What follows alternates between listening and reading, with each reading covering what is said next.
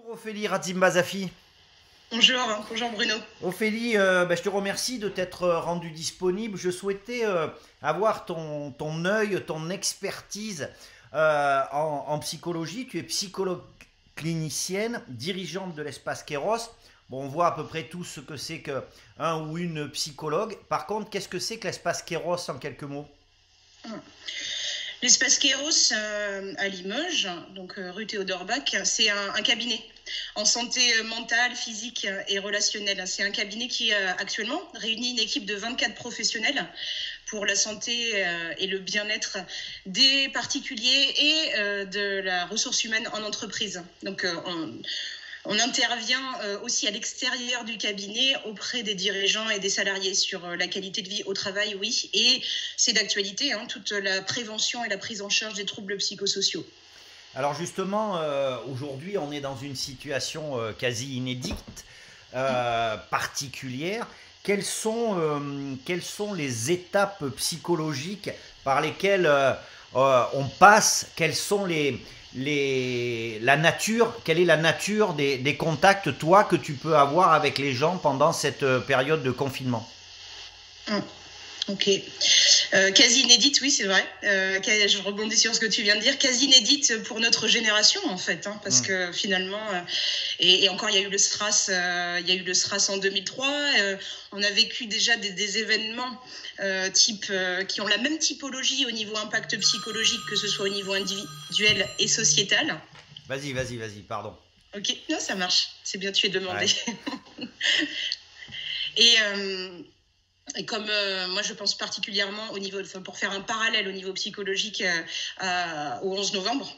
Ouais. Et en France, 11 novembre suivi de l'explosion d'AZF. Bon, bref, tout ça pour dire, oui, inédite, mais finalement, on reconnaît une mécanique de processus psychologiques qui se mettent en place, que ce soit au niveau d'un individu ou d'un collectif.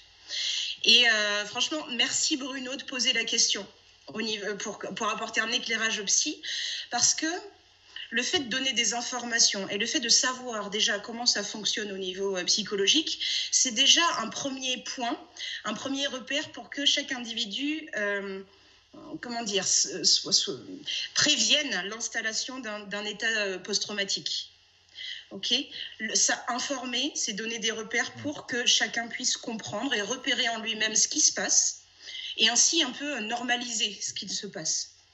Et parce que ce qu'on est en train de vivre, c'est possiblement traumatique, c'est une catastrophe dans le sens littéral du terme, et d'abord une catastrophe humaine certes, et qui a déjà probablement des répercussions sur d'autres plans, que ce soit économique, politique, sociétal, spirituel, etc. Et quand je dis répercussions, c'est pas forcément négatif ou positif, c'est juste que ça aura des impacts, ça créera des bouleversements, des changements. Et la priorité, tu sais que je parle beaucoup, c'est ça? Oui, vas-y, j'écoute. Je te vois, tu veux caler quelque chose. Non, j'écoute, je réfléchis okay. En même temps. C'est bien, super, tu prépares tes questions d'après. Ouais. Et la priorité dans ce type de contexte notamment, c'est forcément de répondre à nos besoins vitaux. Tu te rappelles la pyramide de Maslow et nos besoins fondamentaux, forcément. C'est les besoins vitaux. Notre priorité, ça va être de survivre et d'aider les autres à survivre. Et c'est là où on pourrait se dire, finalement, la santé mentale, c'est pas prioritaire. Et en fait, au contraire. Ce que l'on traverse peut avoir des effets post-traumatiques, des effets traumatiques. Donc c'est important, de l'avoir en conscience. Et donc je vais arriver à ta question. Ce que l'on traverse, ça va amener effectivement au déclenchement de toute une mécanique au niveau psychologique, toute une mécanique d'adaptation. Et moi, j'ai eu envie de faire le parallèle avec un processus de deuil, parce que c'est exactement ce qu'on est en train de vivre, et que ce soit un long processus de deuil ou une succession de processus de deuil. Je vais m'expliquer.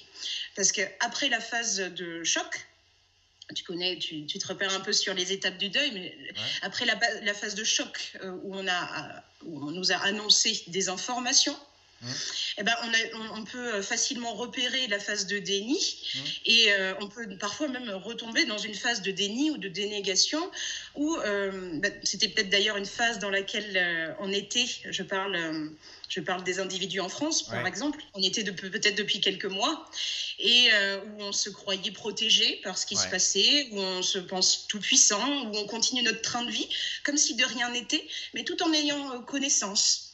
Mais connaissance, oui, mais pas encore conscience, pas encore intégration. Et cette phase de choc, elle est pas reprochable, hein, elle est normale en fait au niveau du processus. C'est un peu une forme cette phase de déni, pardon, c'est une forme de protection. Et lorsque je sors de cette phase de déni, c'est normal de ressentir le pic de stress, le pic de peur. Oui, nous avons peur lorsque nous prenons conscience de ce qui est en train de se jouer, du risque de mort également, de la réalité de la mort également, de la maladie.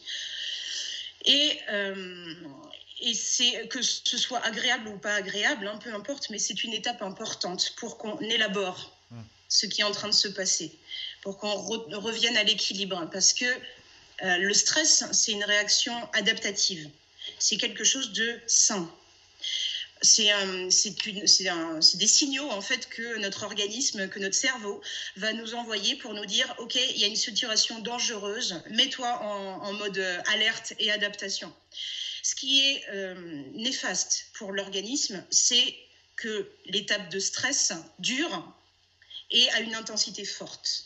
D'où l'intérêt de on va dire, je ne veux pas le dire comme une recette, hein, mais de pousser à l'étape d'après, c'est-à-dire l'étape l'étape dépressive. Je ne parle pas dépressive au sens psychiatrique et psychopathologique, hein, mais pour moi, c'est important qu'on expérimente des déprimes, c'est-à-dire la tristesse. Et la tristesse, c'est un peu comme une niche dépressive où finalement, on va se rendre compte, on va réellement intégrer ce qui se passe. On va réellement intégrer que les choses qu'on n'aura plus, les personnes qu'on ne verra plus, les situations sur lesquelles on n'a pas la main, toutes ces incertitudes. Donc, c'est vraiment la phase où tu sens qu'on intègre. Et la tristesse est nécessaire. Les phases de déprime sont nécessaires. Donc, si vous en ressentez, c'est tout à fait normal. C'est tout à fait normal. Et après cette phase, forcément, je vais accepter, je vais rentrer par la résignation, je vais accepter la situation et puis m'adapter. Et donc, ce sera peut-être possible même de reprendre du plaisir dans la situation actuelle. Il faut espérer, bien sûr. Alors moi, j'ai bien entendu, j'ai 2-3 questions, mais bon, il ne faut pas que ça dure 2 heures. La première question, c'est que c'est intéressant dans la mesure où on peut théoriser, où on peut, entre guillemets, accompagner ses propres ressentis, hein, si j'ai bien compris, pour les accepter, etc. Et puis, il va y avoir, je dirais, la préparation du retour à la normale. Comment on peut faire là?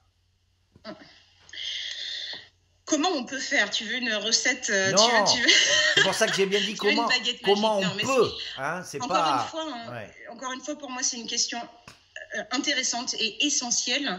Pourquoi? Parce que on a beau s'adapter, prendre conscience de tout ce qu'on vit, et oui, tu le soulignes très bien, on sait très bien que c'est temporaire. Et que déjà au jour le jour, il faut se réadapter à de nouvelles conditions, à la semaine, il faut se réadapter à de nouvelles conditions, et voilà, au bout de nos 6 semaines de confinement, ou 4 ou 8, peu importe, en fait, à un moment, on va sortir aussi. On va devoir se réadapter à des nouvelles conditions, celles qu'on connaît d'avant ou pas, ou encore des nouvelles. Et cette réhabilitation psychosociale, elle est importante. Et notamment au niveau professionnel, notamment pour réintégrer son travail, sa place sociale, ses relations sociales au travail, pour rebasculer du télétravail au travail en présentiel. Ouais. Et attention...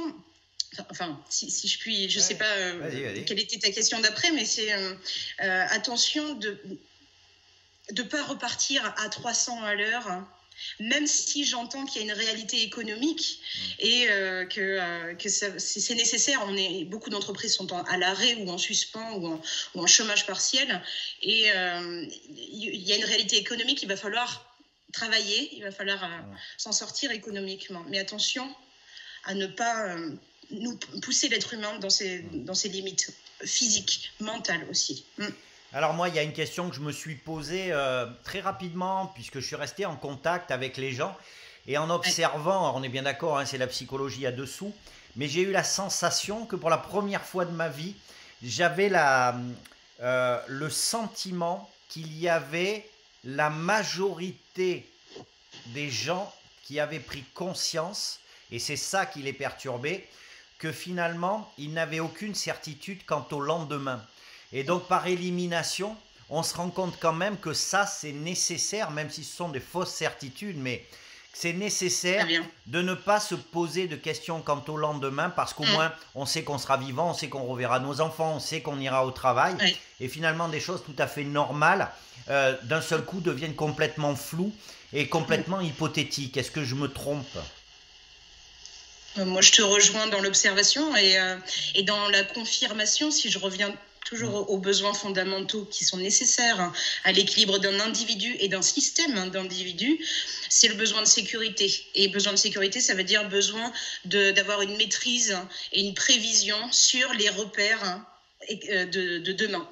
Je pense que c'est juste qu'on l'avait oublié, peut-être, qu'on a besoin, et je suis d'accord avec toi, c'est une illusion de certitude, on ne sait jamais de quoi demain sera fait. Mais la manière dont on vit aujourd'hui, c'est en présupposant qu'on peut maîtriser le lendemain. Bien sûr. Bien sûr. Et on va essayer de maîtriser ce qu'on peut maîtriser. Ce sera suffisant. Ophélie, écoute, c'était passionnant. Moi, j'aurais bien passé la journée avec toi, bien sûr. Écoute, c'est trop court à chaque fois. Tu as dû. Mais ah non, ne commence pas à dire que c'est trop court. À chaque fois, je sais pas ce que les gens vont imaginer ensuite. Ophélie, je rappelle juste que toi, tu es au travail, hein, parce que tu as un travail qui peut être fait en télétravail. Donc, il y a tes coordonnées. En tout cas, les consultations. Voilà, les consultations. En tout cas, les consultations. Les actions d'entreprise sont mises en suspens. Bien sûr. Mais enfin, bon, les entreprises qui vont entendre ça et les particuliers peuvent te contacter. Hein. Il y a tes coordonnées qui sont affichées là. Et puis, écoute, je te remercie beaucoup. S'il y a quoi que ce soit, un message à faire passer, des choses qui te semblent importantes, ce canal est le tien. Tu m'appelles, on fait une vidéo. Et puis, on essaiera que ça dure plus longtemps. Merci beaucoup, Ophélie. Ciao. Prends soin de toi. Merci, toi aussi. À très bientôt. Merci.